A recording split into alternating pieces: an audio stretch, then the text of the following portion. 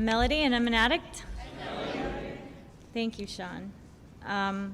My sobriety date is January 6, 2001, and I have a sponsor, and I have some sponsees. Now in Tennessee, it took me a long time to find some women out in East Tennessee, but I eventually found some to sponsor. So, can you guys hear me? No? Is that better? Okay. All right, so my home group is now one that we've started in Athens, Tennessee, and we call it There Is a Solution, and we meet on Friday nights at 7 p.m., and it's at a men's halfway house. And so we couldn't find the women in East Tennessee because they had no women's halfway houses in Athens or any of the counties surrounding me, so I kind of been praying about that for 2 years since I've been up here, and I said, well, God, you give me the money and I'll do it. And then last year I got in real estate and he gave me the money. I was like, I guess I had to keep my side of the bargain. And and since I was a realtor, I found a cheap house and we fixed it up and we did it nonprofit, and the whole community has chipped in, and it's just amazing. And now we have women coming to our meetings, and I'm so excited. We have newcomer women, and I could not do this without you newcomers. I need newcomers in my life to keep my sobriety green. And so I guess I'll start, I had a normal childhood. My parents were kind of like the Brady Bunch in a way. They were pretty nerdy, and I don't think I ever saw my mom drink once. My dad was the type that would have a six-pack in the fridge for like 6 months. He would drink one beer watching a football game and take a little nap, and the rest of it would sit in the fridge. But from what I hear, my uncles were alcoholics and addicts, and my grandfathers were both alcoholics. But it kind of skipped a generation with my parents. And then I had a normal childhood. I was a straight-A student. My parents thought I was some kind of prodigy, that I was gifted and I'm going to be, going to college and be something great. And I kind of crushed their dreams when I got to high school, because as soon as I turned 16, I think, I met a friend who lived on the other side of town, and her parents let her do whatever she wanted. My parents were strict, and once I met her and I started sneaking out, hanging out with boys and drinking Mad Dog 2020, and I was like, oh, I've arrived. This is the stuff. I can talk to people now. I was kind of shy and felt awkward. And when I had that, it was like I was king of the world, and it was magic, and I could do anything. And all my insecurities went away. So it started with alcohol for me. And then, from there, it just it was like it went quickly. All the things on my list that I said I would never do started getting checked off at that point. At 17, I had done acid, pot, and I had tried coke the first time. My parents had already started putting me in rehabs. I was in 4 different adolescent programs before I was 18, and I kept running away because they kept locking me up every time I came home, and they didn't know what was wrong with me. I got diagnosed with all kinds of mental disorders, bipolar and all kinds of stuff. I was never honest with any of my doctors. Of course, sometimes I would Christmas tree the little psychiatric test things, and sometimes we found out we could get Thorazine if we threw chairs at the wall in the rehab, so we would do that sometimes, and it was just a game for me, and I didn't want to get sober. I was just getting started. And anytime we went to, these AA meetings on the little druggy buggy thing, and we would just find ways to bum cigarettes outside from the old guys, or we would pick up the ones in the ashtray that weren't even all the way smoked, and we would finish them. And it didn't seem like it would ever work for me, and I didn't even pay attention. But, that started me breaking the law, even as a juvenile. I think I ran away and stole my mom's car when I was 16 and came up to Tennessee because my best friend's boyfriend, and I was born in Southwest Florida. My best friend's boyfriend was from up here by Knoxville, so we stole my mom's Thunderbird and came up here and got in a high-speed chase and went to juvenile up here in the Knoxville Juvenile, and that's where I learned to play spades, was in the Knoxville Juvenile. So then anyways, that just continued. And the more they tried to get me to stay home or get me in somewhere safe and force me to get sober, and I was in a year-long place, too, that was like a brainwash treatment center that I couldn't say cool man or dude, that was druggy slang. So I was writing sentences all the time, and I just rebelled even more. And I tried coke the first time with somebody I met in a treatment center when I was 17, because I got this guy's phone number when I got out. I called him, and he was selling coke and doing some, and I pretended like I did it before when he gave it to me. And that's how it started. And I really noticed something. I was already drinking to the point of blacking out at that age, and I realized I could drink all night and I wouldn't black out. So that was pretty cool. And so I really couldn't get my hands on it because it was expensive, and I didn't know a lot of people that did it, so it was like a once-in-a-while thing. And it started progressing then, by the time I was 18, 19, I got pregnant, or 18, I got pregnant. I had my daughter at 19.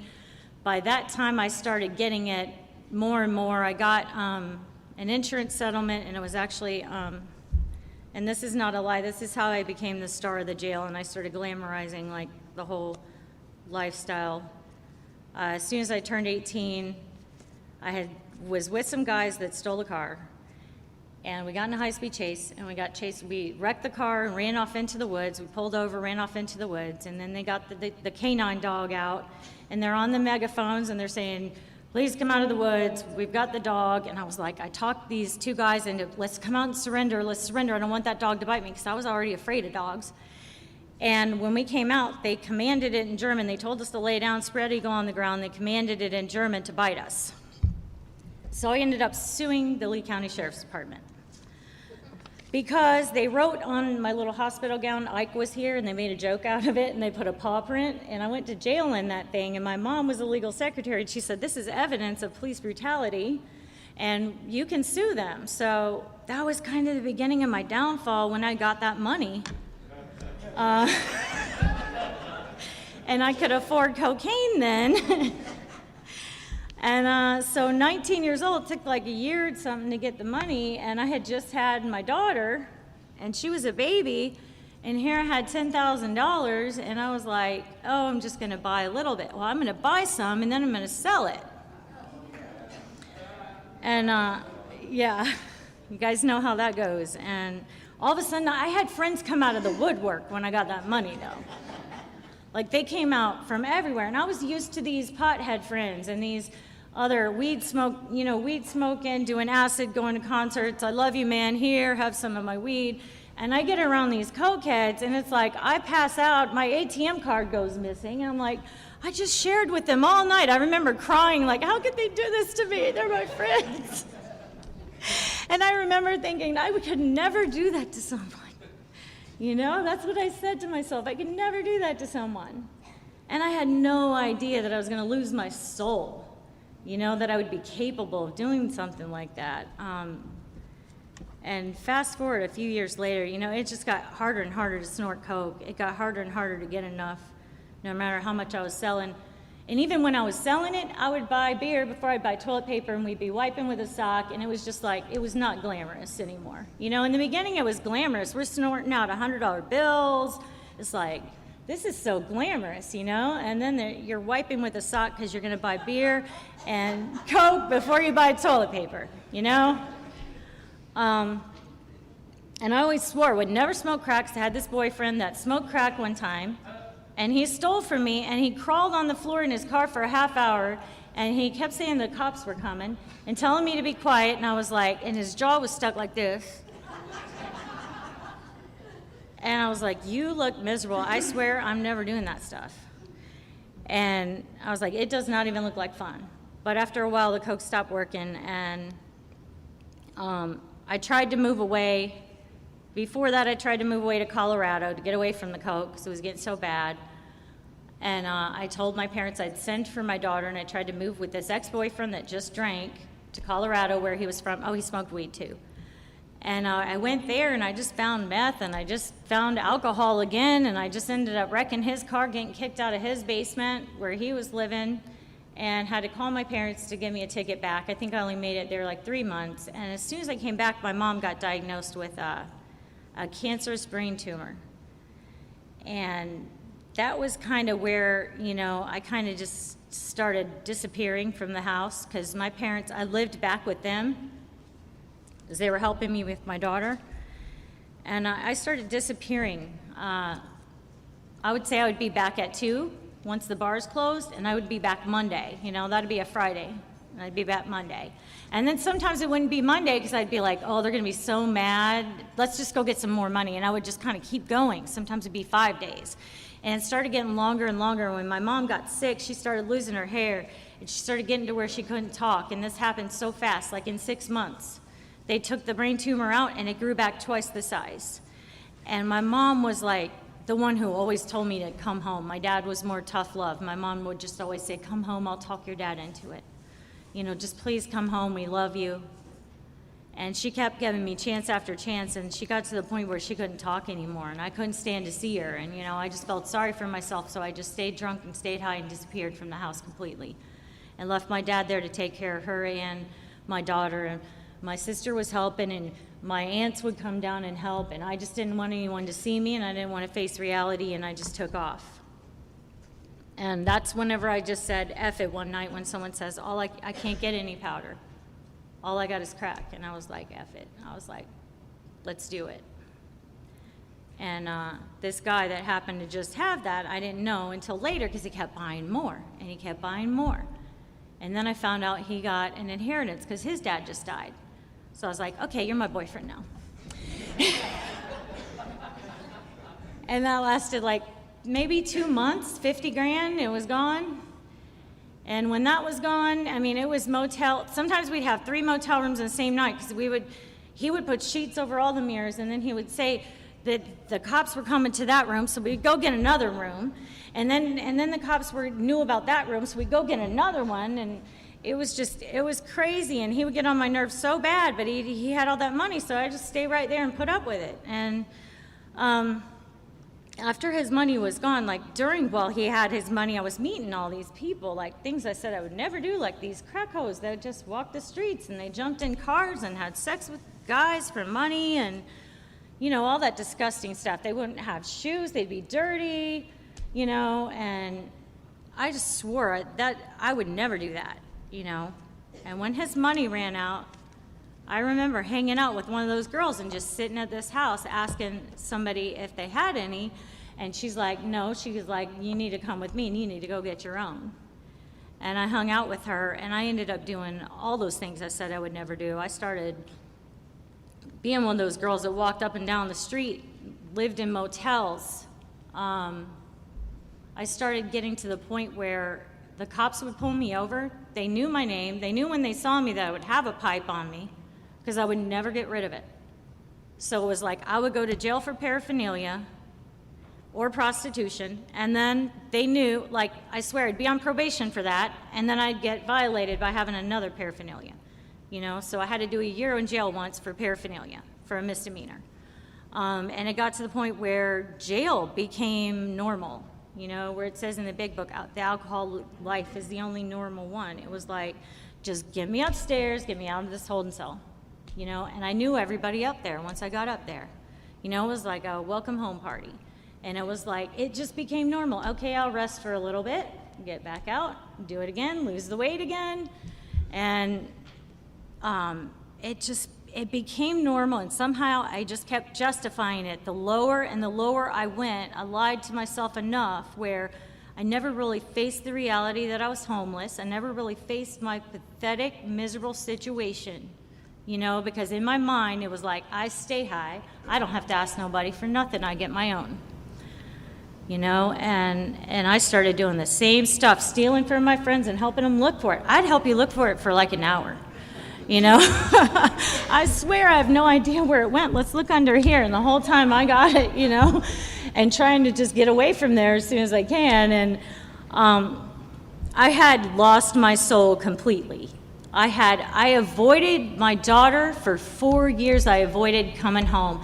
Every time that I would get released from jail,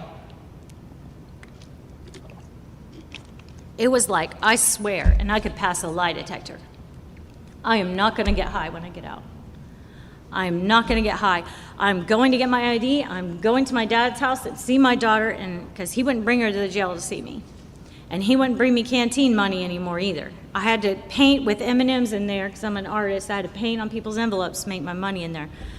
But my dad, I was like, I'm going there, and I could have passed the lie detector test because I meant it at that moment. But once they get in that little, in Lee County, they have this little box that's like you go through one door, you get in this other door, and then they start giving you your property back, and you sign everything. And when I got in there, then my head would say, well, you can celebrate by having a beer down at the corner bar that you can walk to when you get out, just celebrate getting out of jail, and then go get your ID. Then go back to your dad's house, And I'd be like, yeah. And I would talk myself into drinking that beer every time, and I did this over and over. And I have this long rap sheet. I was arrested like 20 times or something in that 5 years that I was smoking crack. I was arrested like 20 times. And every time I got out, I did the same thing, and I would forget about it. The next time I was getting out, I would not remember. It all started with a beer last time. It all started with one little innocent joint the last time. I wouldn't remember any of that. And I love this part in the Big Book where it says, most alcoholics, for reasons yet obscure, have lost the power of choice in drink. Our so-called willpower becomes practically non-existent. We are unable at certain times to bring into our consciousness with sufficient force the memory of the suffering and humiliation of even a week or a month ago. We are without defense against the first drink, the first drug, the first puff, whatever it is. Like, if I do anything that changes the way I feel, I'm off to the races every time. I've tried to switch drugs before. I've tried to just smoke weed before. I've tried to drink just beer over and over before because I really didn't want to let that go.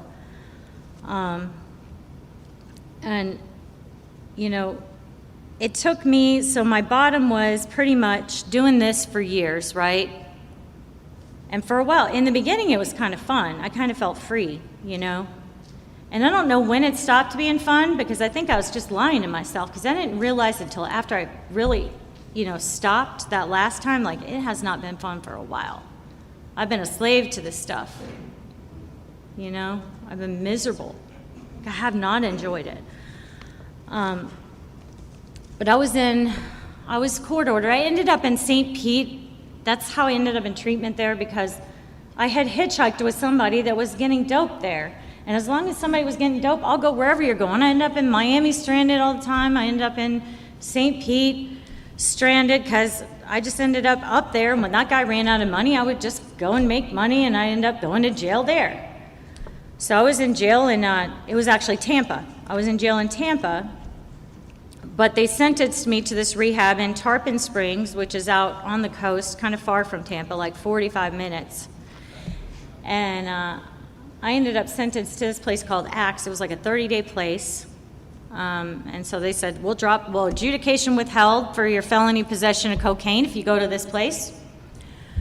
So I went there, and it was a very laid-back place. They had like a golf course, they had foosball, it was men and women, and there was some techs there, but they weren't really strict. It was on like 5 acres or something from what I remember. They brought some meetings in, and they took us out to meetings, but they didn't really watch us really well. I had 2 boyfriends that I was sneaking on the picnic benches and having sex with in there, and I had had it in the back of my mind the whole time, like, I'm going to drink beer, so I'm not even going to listen to these AA meetings. Like, I'm going to move in with my aunt, and she says she limits herself to 2, and that works for her. So I'm going to do what she does, and I'm going to limit myself to 2 beers. And so I had to do the beer experiment. I don't know, the 23rd time was a charm or something. I had to do it again. So this guy, it was Christmas. It was over Christmas. And I remember my dad did come up there and see me, but he didn't bring my daughter, and he brought me some clothes. So I went through the donation closet, so I had all these clothes. And it was actually New Year's Eve, this guy in there. I had 1 week to graduate. I would graduate this 30-day place, and they would drop all my felonies down to misdemeanors, and I would go live with my aunt in Fort Lauderdale, limit myself to 2 beers, and live happily ever after. Well, it was New Year's Eve, and this guy's like, my girlfriend's sneaking in some beer at visitation. You want to go drink in the woods? And I was like, yeah, well, it is New Year's Eve. Yeah, and he's like, we can just go to sneak in our beds and go to sleep and nobody will know. And I was like, yeah, it's New Year's Eve. Yeah, let's do it. And I was like, how much is it? And he's like, 12-pack. I was like, okay. And then I see him going, I don't think I'm an alcoholic at all, but I see him going and telling these other two people, like, hey, you want to go in the woods? I'm like, what are you doing? There's not going to be enough. I'm like, don't you tell them.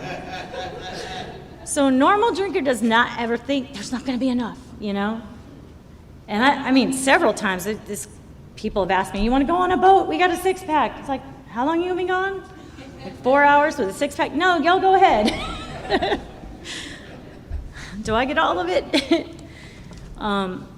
And so I was just like, well, I'm going to chug them. And he had some vodka too, so we snuck in the woods, and I just slammed them beers like a pig in front of them people. Like, there was like 4 or 5 of us. I was like, I'm going to get at least 6 or 7 of these. I don't care about them people. They're going to get like 1. And then I was tipping up the bottle of vodka. So needless to say, I did not go back to sleep after that. When I woke up the beast, I started the obsession, you know, because I'm an addict and an alcoholic. Anything that changes the way I feel sets me off to the races, and I packed my bags, as stupid as it was, to go and get an absconding, or they can even call it like an escape charge if you're court ordered somewhere.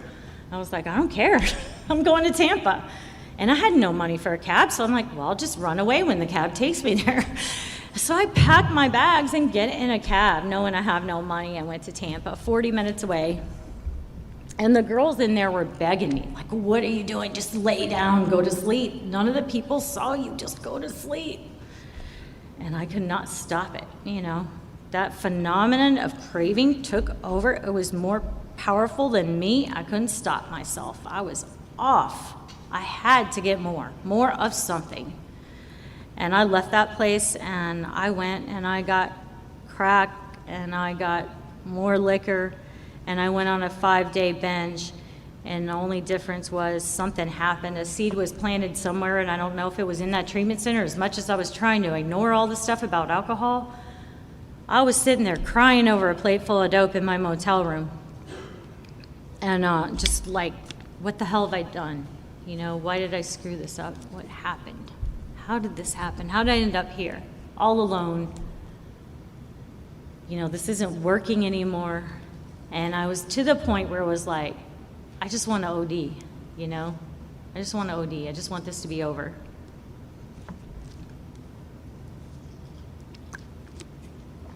And I just said something like, God help me. And when I said that, of course I ended up getting arrested, because that's how he always helps me. Because I can't stop. But I ended up getting in a car shortly after that, and I was an undercover cop, and I incriminated myself, and I went to jail. But something was different about this time, because whenever I got to jail, I was like, thank God it's over.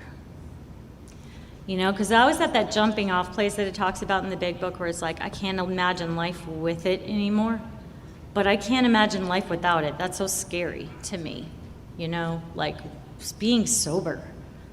Completely sober. I've always been miserable every time, you know. It feels like doing time. And just even in jail, I wasn't sober. I made hooch. I took people's psych meds. We snuck something in there. You know, I was doing it. But like being sober and happy, is that even possible? You know, it wasn't until, you know, I ended up in there, and I was like, thank God. But I, of course, fell asleep because I've been up for 5 days. I fell asleep on the floor. I didn't even make it to first appearance. And they took me in, and they let me have my first phone call, and I had to call my aunt. So I'm like, oh, she's going to be so mad, and I'm a master manipulator, crackhead. So I'm on the phone going, I just want to kill myself. Please don't be mad at me. And she called the jail and told them I wanted to kill myself.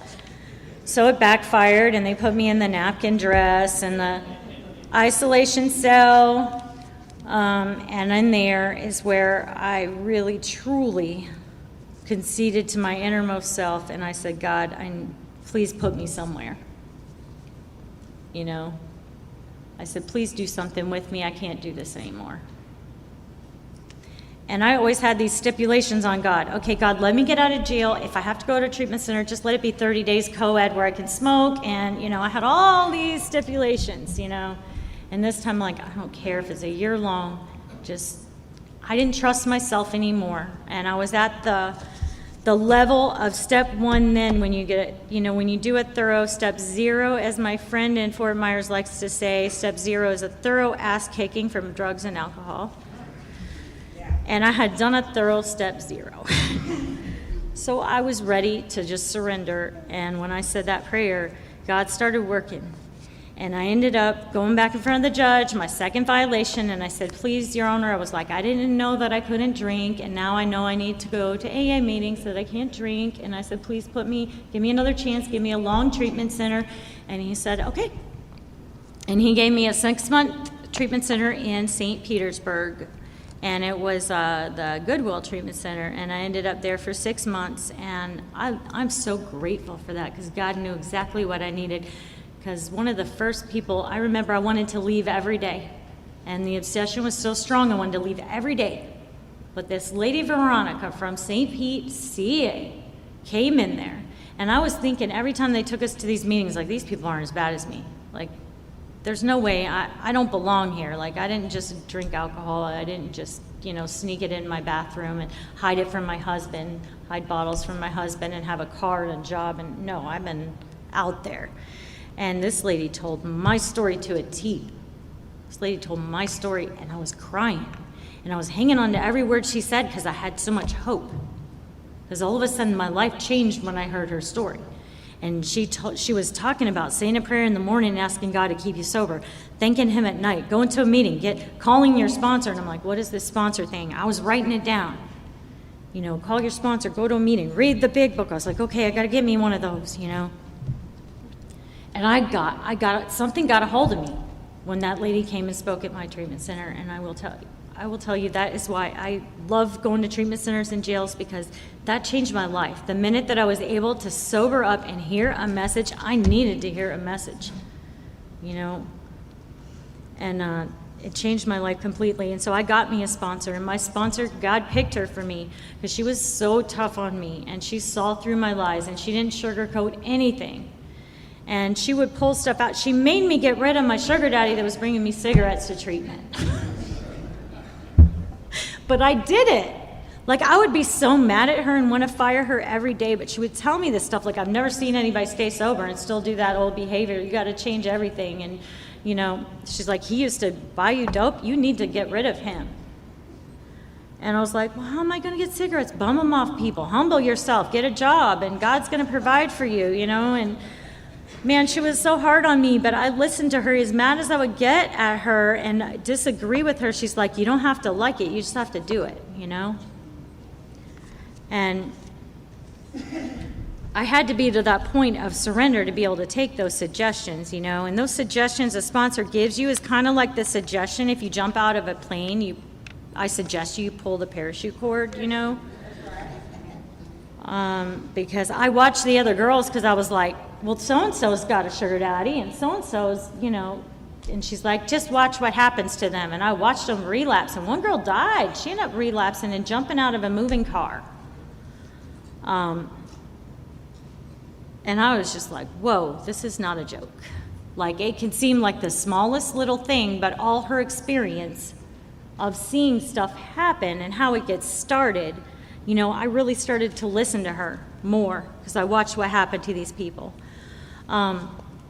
She was really tough on me and made me go to meetings every day for 3 years, and I barely got a night off, but I started building a relationship with my daughter again.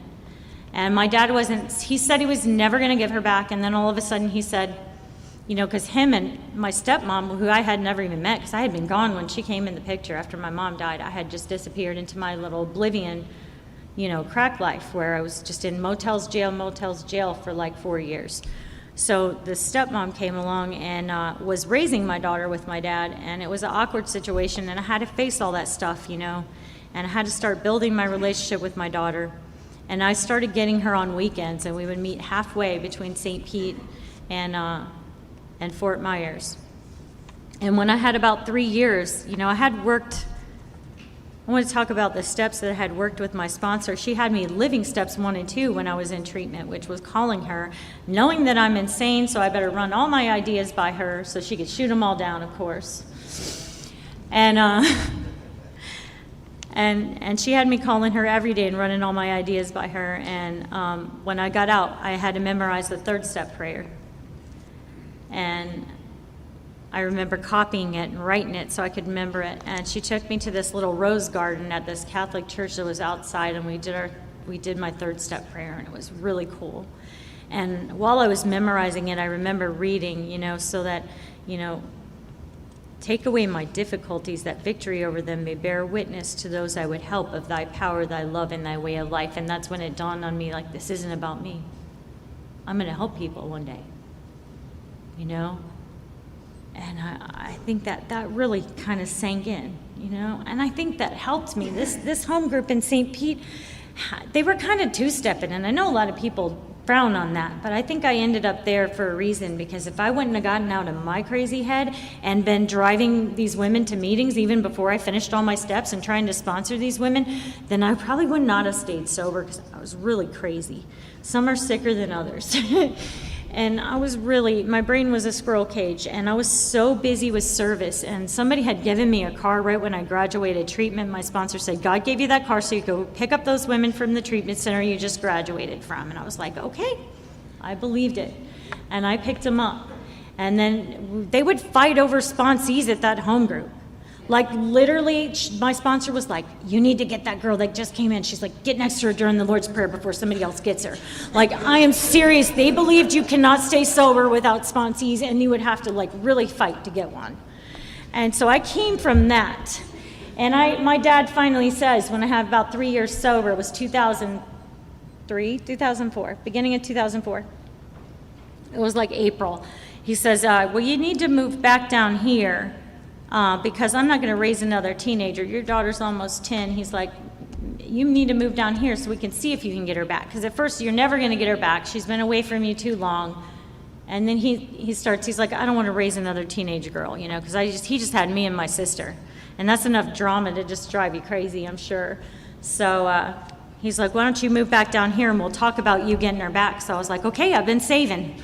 Like, I had been giving this to God for 3 years. Like, I wanted to fight for my daughter. I'm sober now. And my sponsor said, she's like, you're not going to have to fight. You just pray for God's timing.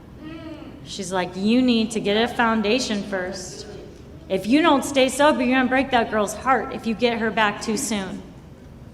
And that was hard to hear, but I had been praying about this and giving it to God for his timing.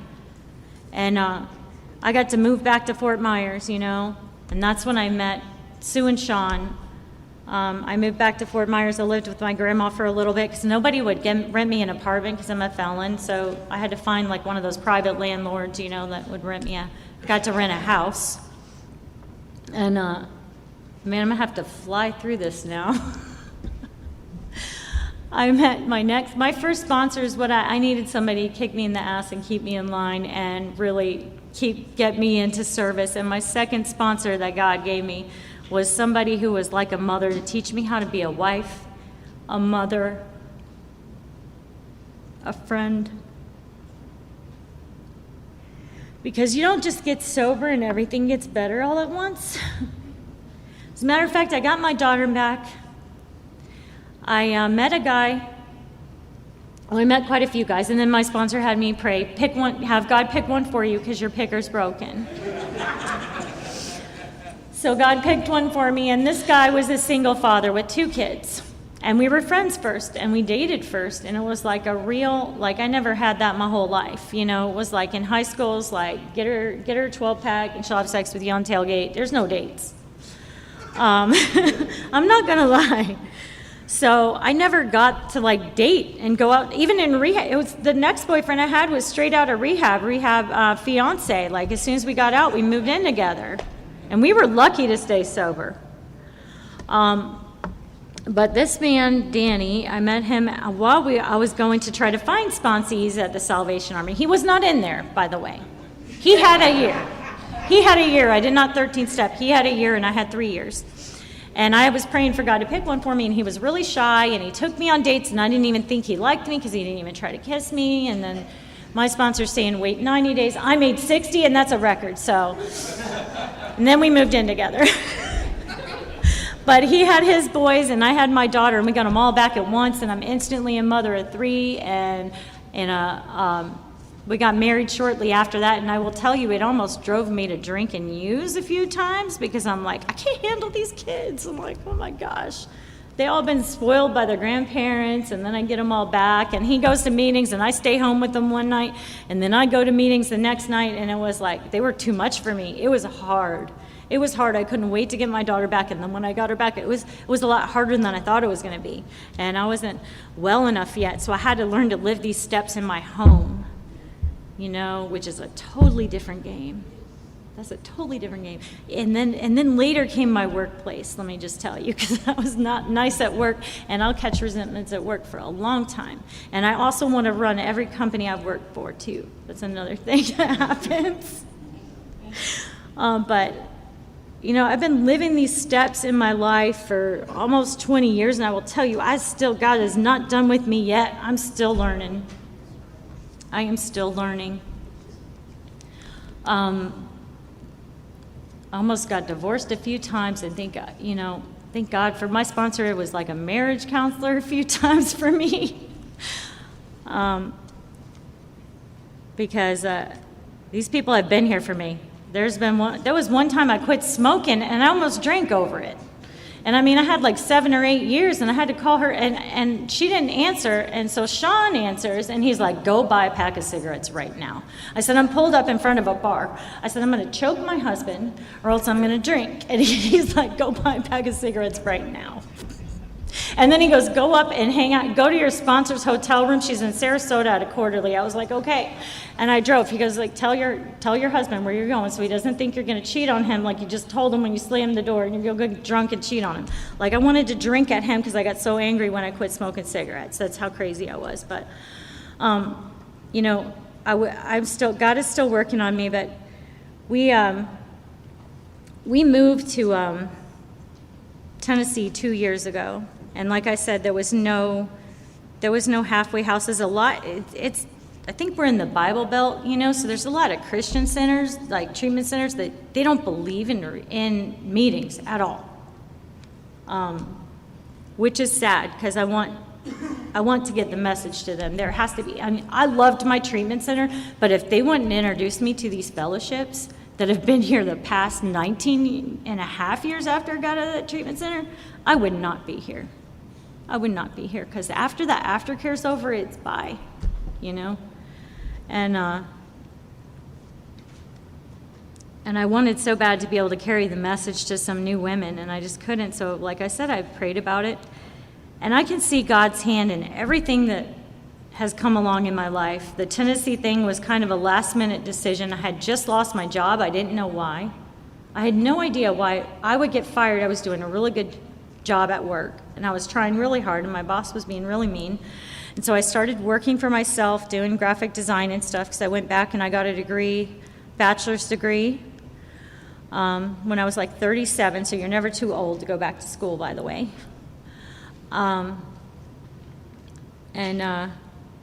So I ended up praying about moving to Tennessee because my husband kind of wanted to, but he never thought he would leave.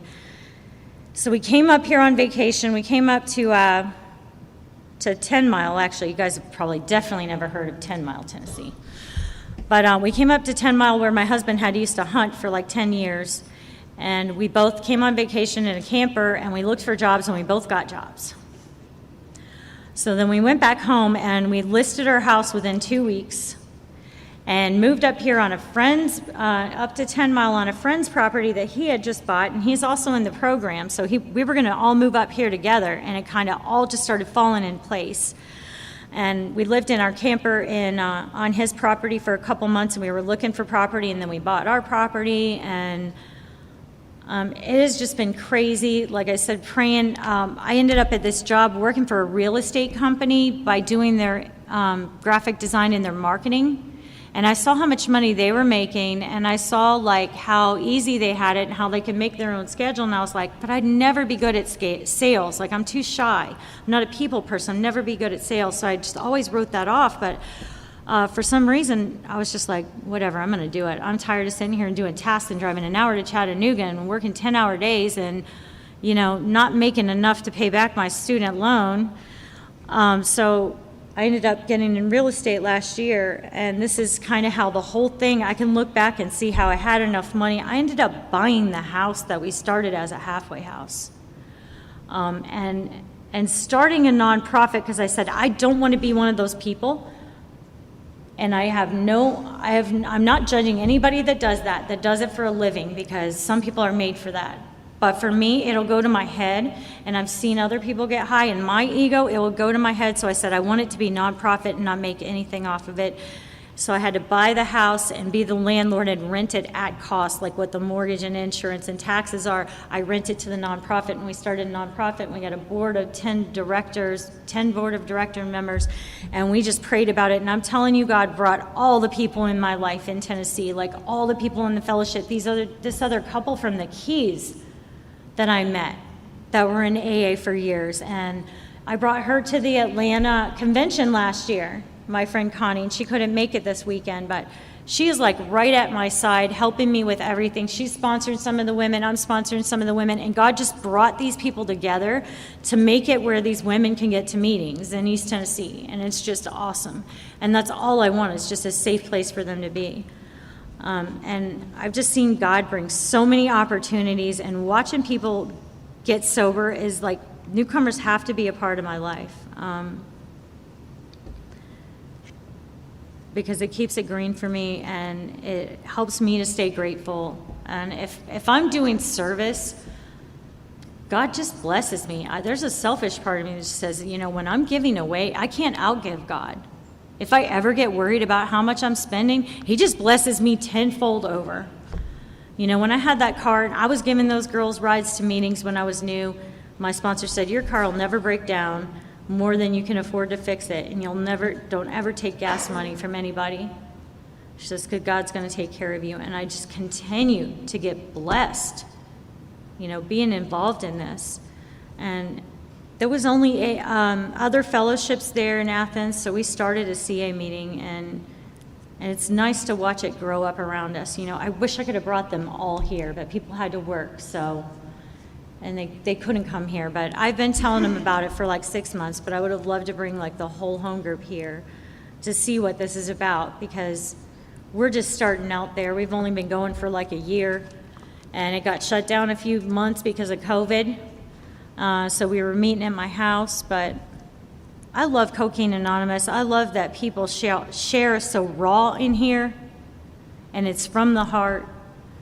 I watched my home group in Cape Coral that I was in with Sean for 17 years grow from 2 people on a picnic bench to like 100 people, that are all involved in service, and it's still doing so well. And every time I go down to Fort Myers, I go there. I love this fellowship, and I'm so grateful. I have a life second to none. Like, when I was new, if I would have said what I wanted out of coming to these meetings and joining this fellowship, it was like, all I want is to stay out of jail and maybe keep a job. If I could just stay out of jail for a year, because that seemed impossible. I never thought anyone would want to marry me, or that I would get my daughter back, that I would go back to college and get a bachelor's degree, that I would have a career, that I would get my kids back after my kids went and experience. I have 2 grandkids now. I have 2 2-year-old grandkids. I'm just so blessed. I can't even explain to you, like, give this a shot. We'll gladly refund your misery in 90 days. Give it 90 days and do every single thing they ask you to do, and you can come back and yell at me if it doesn't work. Like my sponsor would say, just do it. Yeah, because I would try to argue with her. She's like, you can yell at me if it doesn't work. And her favorite thing was pray about it. And I was like, I can be a sponsor. All you got to say is pray about it. And this was when I was brand new. I was like, I got this down. Pray about it. And yeah, my sponsees make that face at me too now, but like, it is so much about prayer. Like, God has just revealed himself in so many more ways to me. My relationship has grown so much, and you know, you got to give this a shot. Whether you think it's going to work or not, do an experiment and just pray and prove me wrong. If it does not work, you can come back and yell at me. My daughter says she's an atheist now. That's what I told her. I learned this stuff from this book, you know. I came in so angry at God for taking my mother, you know, and this concept of create your own concept of God, you know. Why don't you just come up with who you want to pray to? And that's how it started, you know, and it has just continued to grow. And God just keeps revealing more and more to me. So I'm just super grateful to be here. Thank you so much. That's all I got.